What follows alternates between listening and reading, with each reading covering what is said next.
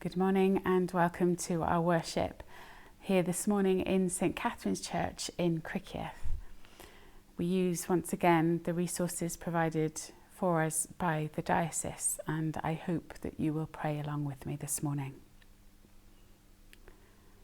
In the name of the Father and of the Son and of the Holy Spirit. Amen. Christ yesterday and today, the beginning and the end, Alpha and Omega. All time belongs to him and all ages. To him be glory and power through every age and forever. Alleluia, Christ is risen. He is risen indeed. Alleluia. And in a moment of quiet, we bring to mind those ways in which we have fallen short of God's divine plan for our lives, and we bring to him the sins of our broken and hurting world.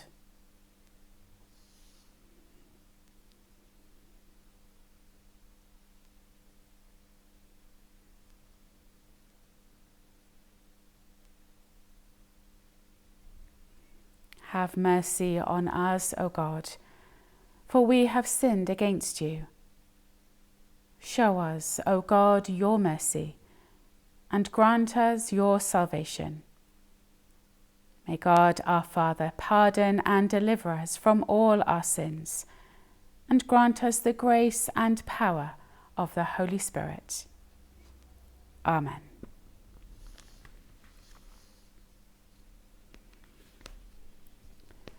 And our readings for this morning, the first is taken from the book of the Acts of the Apostles, chapter 7, beginning at verse 55. But filled with the Holy Spirit, he gazed into heaven and saw the glory of God and Jesus standing at the right hand of God. Look, he said, I see the heavens opened and the Son of Man standing at the right hand of God. But they covered their ears, and with a loud shout all rushed together against him. Then they dragged him out of the city and began to stone him. And the witnesses laid their coats at the feet of a young man named Saul. While they were stoning Stephen, he prayed, Lord Jesus, receive my spirit. Then he knelt down and cried out with a loud voice, Lord, do not hold this sin against them. When he had said this, he died. Hear what the Spirit is saying to the Church. Thanks be to God.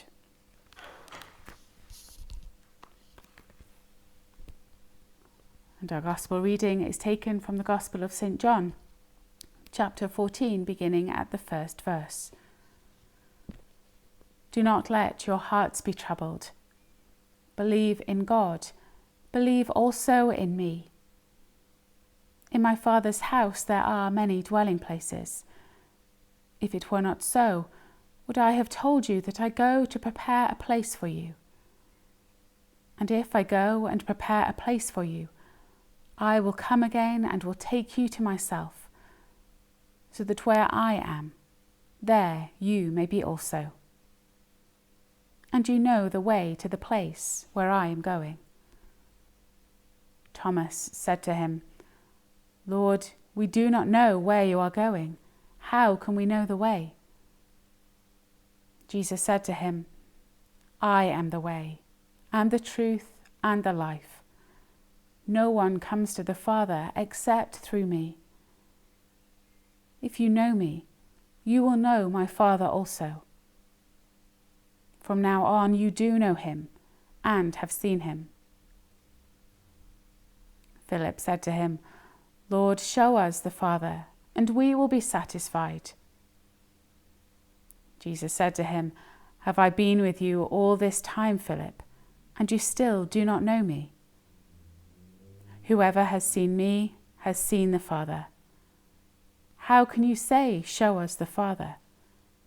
Do you not believe that I am in the Father, and the Father is in me? The words that I say to you, I do not speak on my own. but the Father who dwells in me does his works. Believe me that I am in the Father and the Father is in me. But if you do not, then believe me because of the works themselves. Very truly I tell you, the one who believes in me will also do the works that I do, and in fact will do greater works than these, because I am going to the Father. I will do whatever you ask in my name, so that the Father may be glorified in the Son. If in my name you ask me for anything, I will do it. Hear what the Spirit is saying to the church. Thanks be to God. God has given us new birth into a living hope by the resurrection of Jesus Christ from the dead.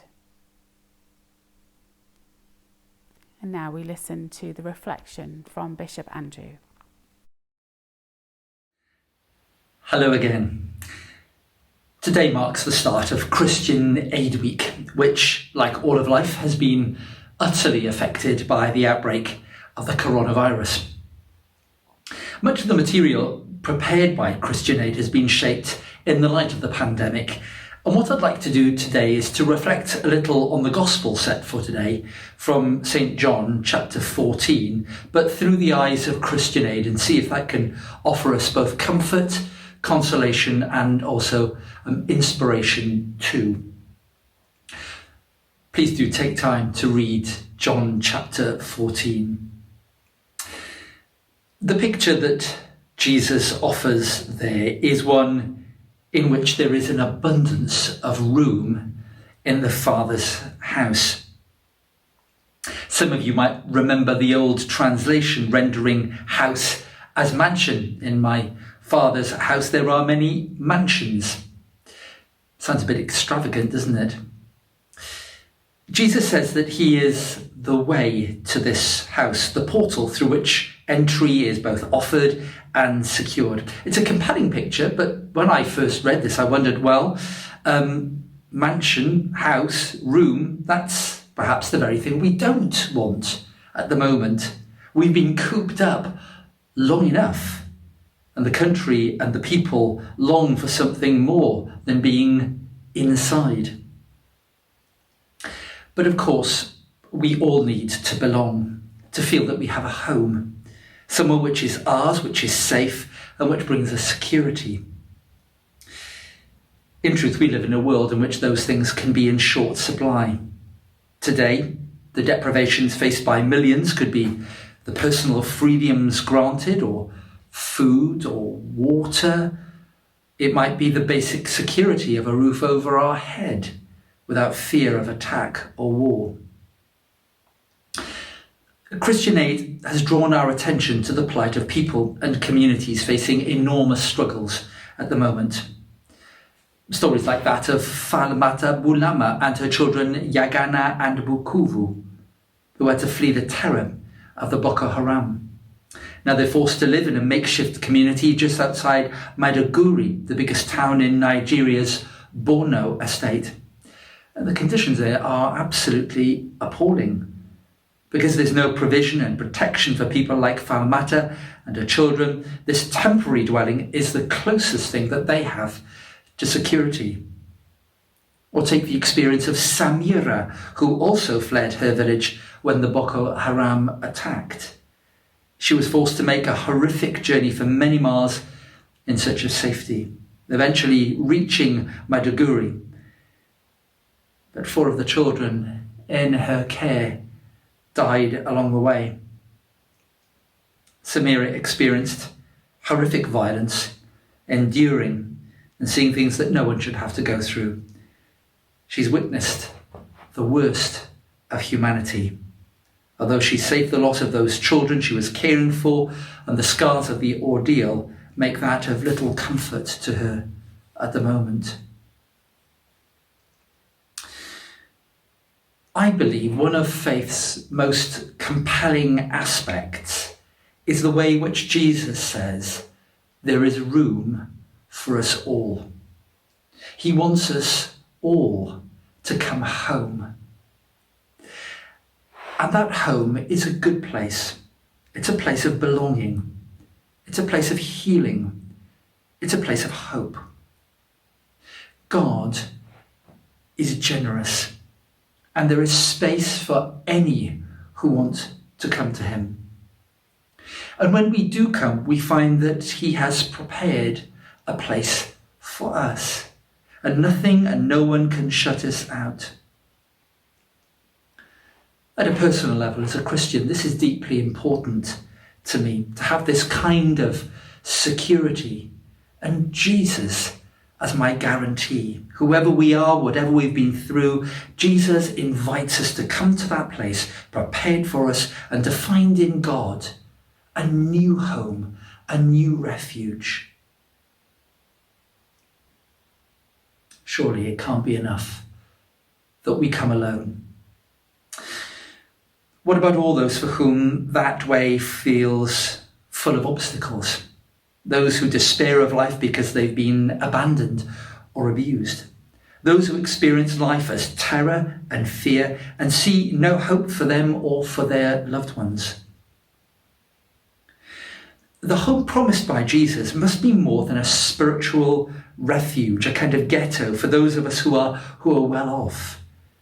We must ensure that no one is excluded from this offer to come on in.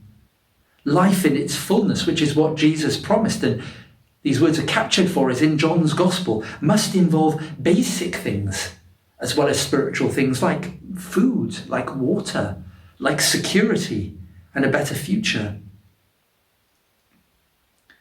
Crafting that future together, in which that is real for those who are most vulnerable, lies at the heart of our Christian life and our Christian mission, and is what makes Christian Aid's appeal ever more compelling. The website that you've used to watch this message has details how you can give to Christian Aid via an e-envelope. It also contains some prayers and readings and how you can keep in touch with Christian Aid regularly. In my Father's house, he said, there are many rooms. There is space for us all, and there is no reason why any should be left outside. That's the invitation of Jesus today to you and to me, but also to all, to everyone, that all may come in.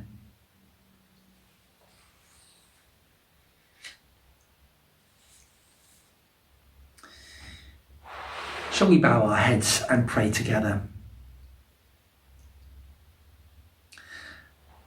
Almighty God, who by the Word became flesh, gave inherent dignity to all of humanity, by your grace may we recognise your presence and the incredible privilege of encountering your image in each other.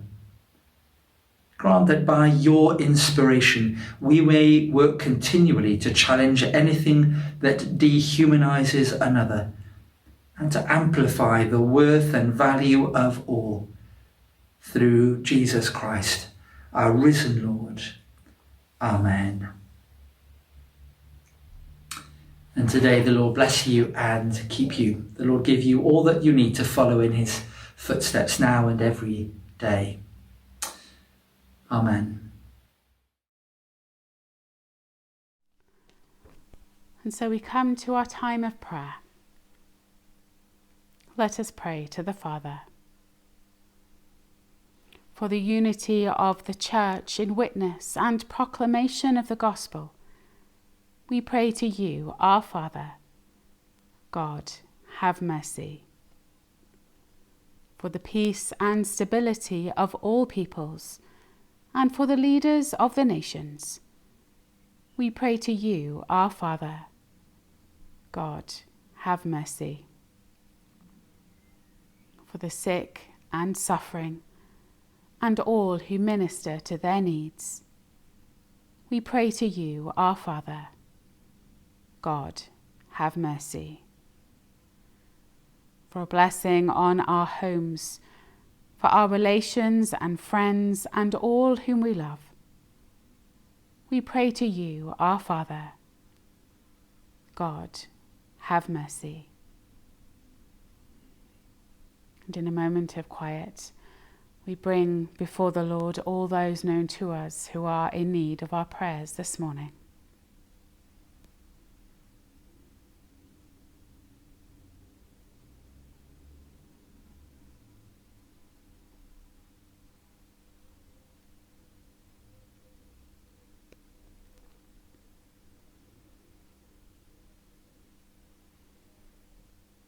And so let us commend ourselves and all for whom we pray to the mercy and protection of God.